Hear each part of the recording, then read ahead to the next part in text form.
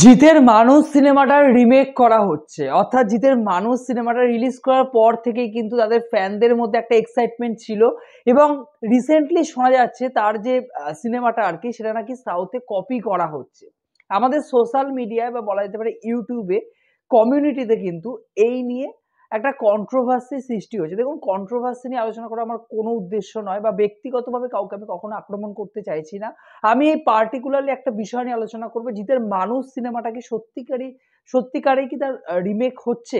কারণ সায়নদেবের trailer release করা হয়েছিল কয়েকদিন আগেই, 4-5 দিন আগে রিলিজ করা হয়েছে। আমি ট্রেলারটা দেখিনি এর আগে, এমনকি ক্যাপ্টেন মিলারের ট্রেলারটাও আমি আজকে দেখলাম। তো সায়নদেবের ট্রেলার দেখার পর এই কথাটা বলতেই হচ্ছে যে হ্যাঁ, কোথাও না কোথাও গিয়ে কিন্তু মানুষের ট্রেলারের সাথে বা মানুষ সিনেমার ছবির যে থিম ছিল, তার তার ভেতরে যে গল্পটা ছিল, তার সাথে কোথাও না কোথাও গিয়ে কিন্তু ভেঙ্কটেশ শৈলেশ কোলানুর পরবর্তী সিনেমা সায়নদেবের সাথে কিন্তু এর কোথাও না কোথাও গিয়ে একটা মিল রয়েছে। এবারে দেখুন, সব থেকে বড় কথা, এই যে রিমেক ব্যাপারটা বা কপি, এটা যে শুধুমাত্র সাউথ থেকে আমাদের টলিউড ইন্ডাস্ট্রিতে হয় তা কিন্তু নয়। প্রচুর বার হয়েছে, আমাদের টলিউডের ভালো ভালো কাজেরও কিন্তু রিমেক হয়েছে। আমি রিসেন্টলি একটা উদাহরণ দিচ্ছি, ইন্দু বলে একটা সিরিজ, ইন্দু খুব পপুলার হয়েছে ওটিটি প্ল্যাটফর্মের সিরিজ, ঈশা সাহার ওই সিরিজের অফিসিয়ালি রিমেক কিন্তু করা হয়েছে ভেদবু। আপনারা যদি জানেন যে অভিকা গাড়ের নতুন সিরিজ ভেদবু কিন্তু এই সিরিজটারই রিমেক আর কি, ইন্দুরই কিন্তু রিমেক। এবং অভিকা গার্ড যে এর আগে বালিকা বধুর মতো কাজ করেছেন, তো অফিসিয়ালি এই সিরিজটা রিলিজ করার পর থেকেই কিন্তু সোশ্যাল মিডিয়াতে ইন্দু নিয়ে কথা হচ্ছিল যে ইন্দুরই এটা রিমেক নাকি, কিন্তু অফিসিয়ালি জানিয়ে দেওয়া হয়েছিল যে হ্যাঁ, এটা ইন্দুরই রিমেক। তাছাড়া রিসেন্টলি বহু ছবিরও কিন্তু রিমেক করা হয়েছে সাউথে। তো সেক্ষেত্রে বলা যেতেই পারে যে মানুষ বলে ছবিটার কিন্তু রিমেক হতেই পারে, সায়নদেব কিন্তু রিমেক হতেই পারে। এবং আপনি যদি দেখেন যে শৈলেশ কোলানুর এর আগের কি কাজ রয়েছে, হিটের ফার্স্ট কেস, সেকেন্ড কেস, যেগুলো আমরা দেখে এসেছি এর আগে, তার কাজ কিন্তু যথেষ্ট ভালো।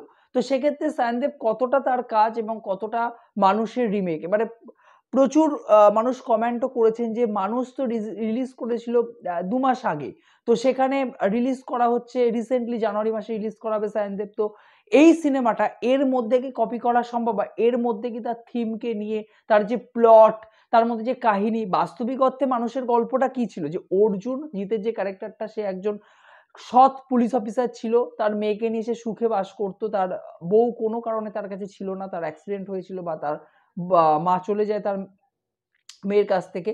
কিন্তু তার পরবর্তীকালে তার মেয়ের একটা রোগ হয়, কঠিন একটা রোগ হয়, যার ফলে তাকে প্রচুর অর্থ উপার্জন করতে হবে। কিন্তু পুলিশের থেকে সৎভাবে সেই অর্থটা রোজগার করা সম্ভব ছিল না। ফলে তাকে 2 নম্বরি ব্যবসায়, ড্রাগ সাপ্লাইয়ের কেসে বা এরকম 2 নম্বরি যে আন্ডারওয়ার্ল্ড থাকে আরকি, তার সাথে তাকে কানেক্ট হতে হয়। এবং সৎ পুলিশ অফিসার থেকে কিভাবে তার জীবন বদলে যাবে, তার মেয়ের জন্য তার জীবন কিভাবে বদলে যাবে, এবং বাস্তবিক অর্থেই কলকাতার পুলিশরা কি এই অর্জুনের খোঁজ পাবে? তার নাম পরিবর্তন করে তার কি খোঁজ তারা শেষ অবধি কি পাবে?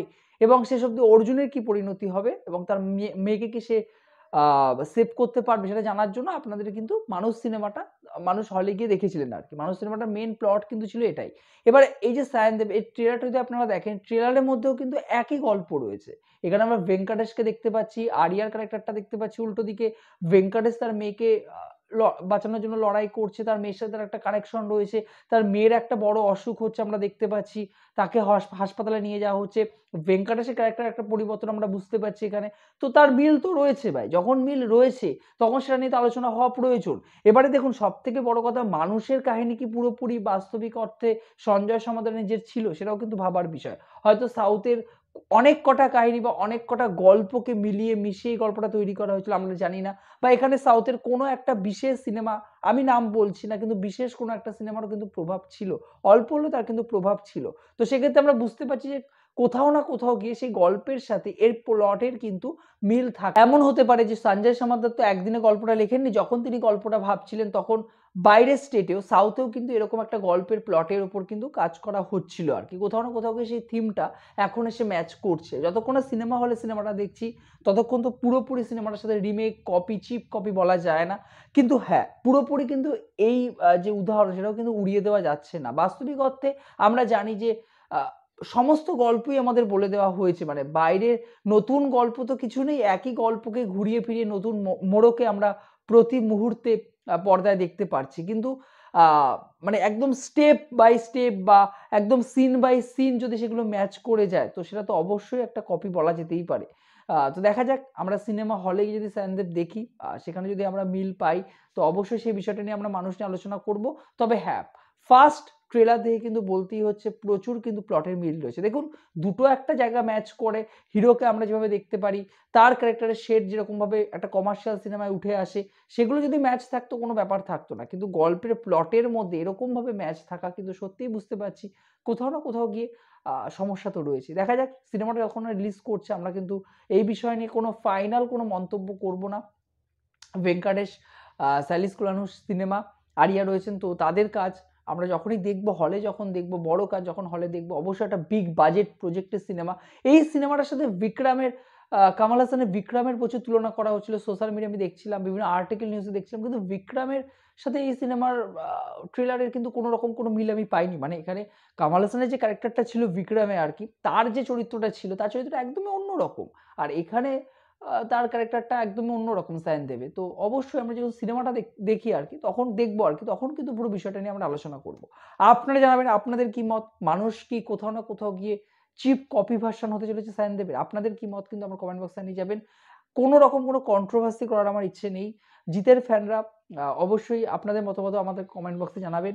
ভিডিওটি ভালো লেগে থাকলে আপনি যদি আমার সাথে সহমত হন, অবশ্যই ভিডিওটিকে লাইক করে দিয়ে যাবেন। বন্ধুরা, চ্যানেল যোগ দিতে থাকলে চ্যানেলটাকে অবশ্যই সাবস্ক্রাইব করে দেবেন।